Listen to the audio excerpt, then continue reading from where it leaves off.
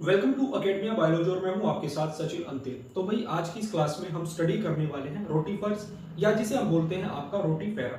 तो रोटीफेरा सबसे पहले है क्या, ये आपको पता होना चाहिए। तो अब तक आप जब भी एनिमल डाइवर्सिटी पढ़ते हो तो आपने वहां पे सिर्फ आपने 9 या 10 फाइलम्स को ही अच्छे से स्टडी किया होगा। अगर फाइलम्स की बात करें तो हमारे पास 10 तो ऐसे हैं जो कि आपके मेजर फाइलम है, उसके अलावा 25 से 30 आपके पास ऐसे फाइलम है जो कि आपके माइनर फाइलम है। तो उन्हीं माइनर फाइलम्स में से एक आपका फाइलम है रोटीफर्स, ठीक है, जिसको आज हम अच्छे से स्टडी करेंगे। तो शुरू करते हैं बिना टाइम को वेस्ट किए। तो देखो भाई, जो आपके रोटीफर्स होते हैं वो होते हैं आपके माइक्रोस्कोपिक मल्टी सेलुलर और यूजुअली आपके एक्वेटिक ऑर्गेनिजम्स होते हैं। एक्वेटिक में भी कौन से, आपके fresh water aquatic organisms. Then अगर नाम की बात की जाए, जो ये वर्ड है आपका रोटीफेरा, ये आपका डिराइव होता है दो चीजों से। हेयर रोटी इज फॉर योर रोटा, जिसका मतलब होता है आपका व्हील। देन फेरे से आपका बना है फर्स, फेरे का मतलब होता है बियरर। तो रोटीफेरा या रोटीफेरर्स को हम कई बार क्या बोलते हैं आपका, हम बोलते हैं आपका व्हील एनिमलक्यूल्स या फिर आपका व्हील बियरर्स। अब इनका नाम ऐसा क्यों पड़ा, इसके पीछे का क्या रीजन था। तो देखो, जो ये आपका एक सिंपल सा एक रोटीफर का एग्जांपल हमने ले रखा है, फिलोडोनिया। तो जो रोटीफर्स होते हैं उनके एंटीरियर माउथ वाले रीजन पे एक स्ट्रक्चर प्रेजेंट होता है, एक ऑर्गन प्रेजेंट होता है जो कि एक व्हील जैसी शेप में होता है, जिसको हम ट्रोकस बोलते हैं। उसी की वजह से आपका इस फाइलम का नाम पड़ा आपका रोटीफर्स, ठीक है। फिर नेक्स्ट ये हो गया आपका व्हील बियरर या फिर व्हील एनिमलक्यूल्स। देन आपके जो रोटीफर्स होते हैं इनके कुछ स्पेसिफिक कैरेक्टरिस्टिक्स होते हैं जो कि आपको पता होने बहुत इंपॉर्टेंट है। सबसे पहली चीज, जो आपके रोटीफर्स होते हैं वो सूडोसिलोमेट एनिमल्स होते हैं। कैसे होते हैं आपके सूडोसिलोमेट। अब तक आपने क्या पढ़ा था कि मतलब सूडोसिलोमेट का आपने एक ही आपने फाइलम देखा होगा, वो था आपका एस्केल्मिंथीज वाले।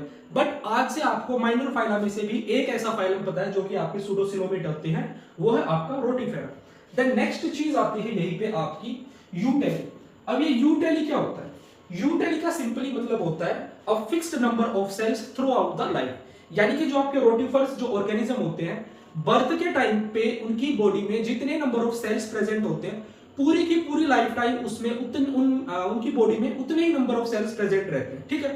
सपोज करो आपका कोई एक रोटीफर है, बर्थ के टाइम पे उसकी बॉडी में 10 सेल प्रेजेंट थे, तो थ्रू आउट द लाइफ उसकी बॉडी में 10 सेल ही प्रेजेंट रहेंगे। तो ये चीज होती है आपकी यूटेली।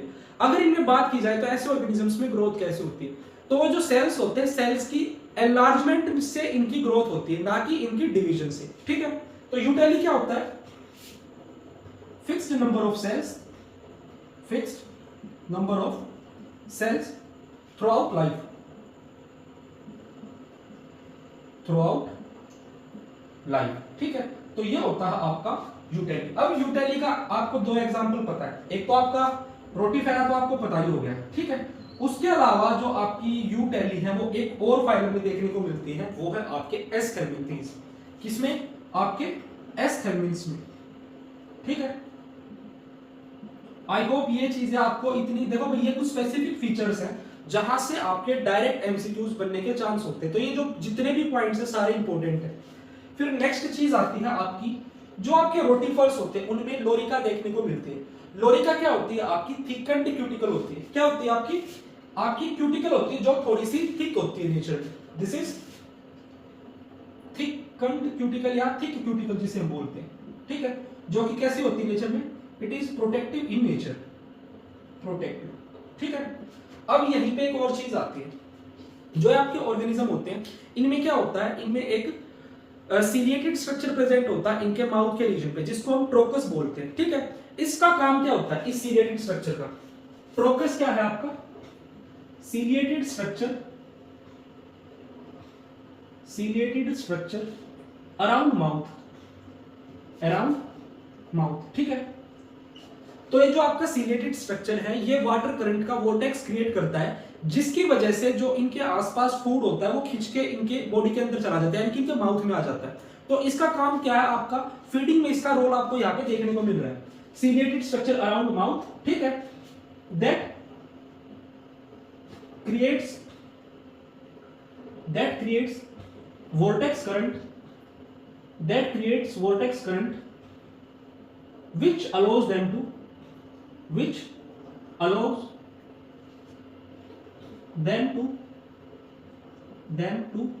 pull in their food, ठीक है। तो ये उनके फूड को जो आपका ये ट्रोकस है, ये स्ट्रक्चर उनके फूड को बॉडी के मतलब माउथ के अंदर भेजने में उनकी हेल्प करता है by creating a water current. ठीक है, नेक्स्ट चीज आती है आपका मेस्टेक्स। तो मेस्टेक्स क्या होता है? मेस्टेक्स होता है आपका जोड फेरिंग्स, यानी कि ऐसा फेरिंग्स जो आपका जो लाइक मतलब जिसमें आपके जो प्रेजेंट है। तो मेस्टेक आपका दिस इज जोड फेरिंग्स, ऐसा फेरिंग्स जिसमें आपके जो प्रेजेंट है।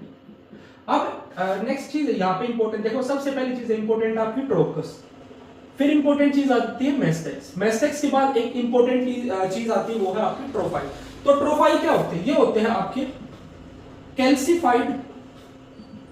कैल्सिफाइड जो लाइक स्ट्रक्चर, कैल्सिफाइड जो लाइक स्ट्रक्चर। ठीक है, तो जो कैल्सिफाइड जो लाइक स्ट्रक्चर होते हैं उन्हें ट्रोफाइल बोलते हैं, जो कि आपके मेस्टेक्स के अंदर प्रेजेंट होते हैं। और इनका रोल किसमें आता है? आपका grinding of food, grinding of food. ठीक है, फिर नेक्स्ट चीज आपकी वो है आपके स्पर्स। जो आपके स्पर्स होते हैं इनका रोल आता है आपका किसमें? लोकोमोशन और अटैचमेंट में, अटैचमेंट टू सबस्ट्रेटम, लोकोमोशन और आपका अटैचमेंट। ठीक है,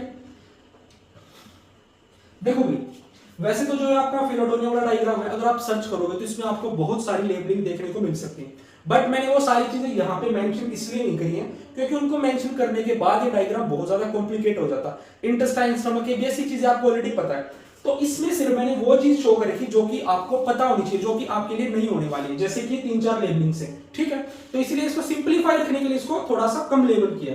तो मूव करते हैं नेक्स्ट पार्ट पे, तो कंटिन्यू करते हैं आगे। तो सबसे पहले देखते हैं आपके ऑर्गन सिस्टम्स रोटीफर में कैसे होते हैं। बात करें सबसे पहले डाइजेस्टिव सिस्टम की, तो आपका डाइजेस्टिव सिस्टम होता है कंप्लीट, और इसमें आपका डाइजेशन के लिए आपका ट्रोफाइल मिलता है और मेस्टेक्स मिलता है। क्या क्या मिलता है आपका? मेस्टेक्स और आपका ट्रोफाइल। ठीक है, तो ये दो चीजें ऑलरेडी हम देख चुके हैं। नेक्स्ट चीज है आपकी नर्वस सिस्टम। नर्वस सिस्टम में क्या होता है? Small cerebral ganglia above mastax. जो आपका मेस्टेक्स होता है, जो कि आपका जोड फेरिंग्स होता है, उसके ऊपर प्रेजेंट होते हैं आपके small cerebral ganglia. The next चीज आपके एक्सक्रीटरी सिस्टम। अगर एक्सक्रीटरी सिस्टम की बात करें तो काफी लोअर टाइप का एक्सक्रीटरी सिस्टम है, मिलता है, जो कि आपका प्रोटोनेफ्रिडिया। नेक्स्ट चीज आपकी मस्कुलर सिस्टम। तो अगर मस्कुलर सिस्टम की यहाँ पे बात करें तो आपका मिलते हैं longitudinal muscles plus circular muscles. देखो अगर सर्कुलर मसल्स की बात करें तो हमने सबसे पहले सर्कुलर मसल किस फाइल में देखी? सबसे पहले सर्कुलर मसल्स आई थी आपकी एनालिड्स में। ठीक है, अब यहाँ पे आपकी लॉन्जिट्यूडिनल और सर्कुलर मसल्स दोनों मिलती हैं। नेक्स्ट चीज आपकी respiration is through body surface, कोई स्पेशलाइज्ड ऑर्गन्स नहीं है यहाँ। रिप्रोडक्शन की बात करें तो सेक्सुअल भी है और ए सेक्सुअल भी है। ए सेक्सुअल में आपका मिलता है मेरे लिए आपका पार्थिनोजेनेसिस। क्या मिलता है आपका? पार्थिनोजेनेसिस। ठीक है, अब नेक्स्ट जो इंपॉर्टेंट चीज आती है वो है आपकी रोटीफर्स की क्लासिफिकेशन। तीन आपकी क्लास यहाँ पे देखने को मिलती है। पहली है सिस्नोइडिया, देन मोनोगोनोंटा एंड थर्ड आपकी डेलोइडिया। काफी कॉम्प्लिकेटेड से नाम है भाई इसके, और फर्स्ट टाइम पढ़ रहे होगे तो आपको और ज्यादा कॉम्प्लिकेटेड लगेंगे। जो आपकी सिस्नोइडिया है ये है आपकी स्मॉलेस्ट क्लास है, क्योंकि इसमें आपकी सिर्फ 3 स्पीसीज मिलती है। यहाँ पे जो इंपॉर्टेंट फीचर देखने को मिलता है वो ये है कि जो मेल और फीमेल आपके ऑर्गेनिज्म है वो आपके सिमिलर साइज के होते हैं। ठीक है, इक्वल साइज के, हम बोल सकते हैं सेम साइज के। देन नेक्स्ट है आपकी मोनोगोनोंटा। ये जो मोनोगोनोंटा है इसमें आपका क्या होता है? सिंगल गोनाड प्रेजेंट होता है। फिर अगर बात करें तो यहाँ पे 500 स्पीसीज प्रेजेंट है, तो ये आपकी वो क्लास है जिसमें आपके लार्जेस्ट नंबर ऑफ स्पीसीज मिलती है आपको, मोनोगोनोंटा, सिंगल गोनाड। इसमें आपके जो मेल होते हैं वो स्मॉलर होते हैं आपके फीमेल ऑर्गेनिज्म से, और यहाँ पे देखने को मिलता है आपका पार्थिनोजेनेसिस।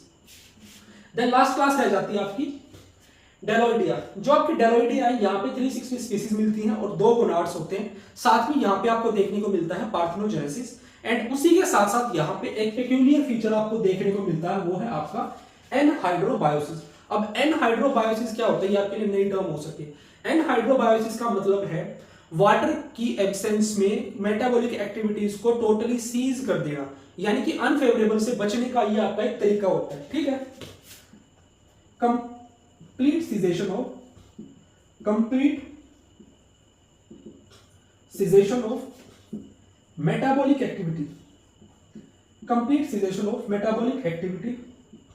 ठीक है, in absence of water, in absence of water. ठीक है, ये होता है आपका एनहाइड्रोबायोसिस। जो ये आपका एनहाइड्रोबायोसिस का प्रोसेस है ये आपको कहां कहां देखने को मिलता है? एक तो आपके हो गए रोटीफर्स, दूसरे हो गए आपके टार्डिग्रेड्स, ठीक है। एंड उसी के साथ साथ आपका ये फिनोमिना देखने को मिलता है आपके एनालिट्स में, एंड और मिलता है ये आपका लीस्ट में, ठीक है। यहीं पे आपका एक सिंगल इंसेक्ट भी ऐसा है, क्या आपका एक इंसेक्ट का भी एग्जांपल है यहां पे, पॉलीपेडिलम, पॉलीपेडिलम वेंडर प्लैंकिन, ठीक है। ये आपका एक सिंगल इंसेक्ट ऐसा है जिसमें आपका एनहाइड्रोबायोसिस देखने को मिलता है, ठीक है। एक ही इंसेक्ट का एग्जांपल है, बाकी आपका ईस्ट में, एनालिड में, टार्डिग्रेड्स में और रोटिफर्स में आपका एनहाइड्रोबायोसिस देखने को मिलता है। तो इसी के साथ हमारा जो रोटिफर्स वाला जो ये आपका क्लास थी, लेक्चर था, ये फिनिश होता है। भाई देखो, इस जो ये आपका पर्टिकुलर फाइलम है, इसमें हमने काफी सारी स्पेसिफिक चीजें देखी हैं जो कि आपकी पॉइंट्स की फॉर्म में आपके क्वेश्चन पूछे जा सकते हैं। तो ये सारी चीजें आपको याद होनी चाहिए, ठीक है। तो इसी के साथ इस लेक्चर को हम खत्म करते हैं। एंड अगर आपने कोडेट और नॉन कोडेट वाले फाइलम्स अभी तक नहीं किए हैं तो मैंने वन शॉट प्लेलिस्ट डाल दी, जिसका लिंक आपको वीडियो में दिख भी गया होगा। तो वहां से सबसे पहले उनको कवर कीजिए एंड देन आगे डाइवर्सिटी को फर्दर आप स्टडी कीजिए। So guys, thank you for watching me carefully and stay tuned for the next one.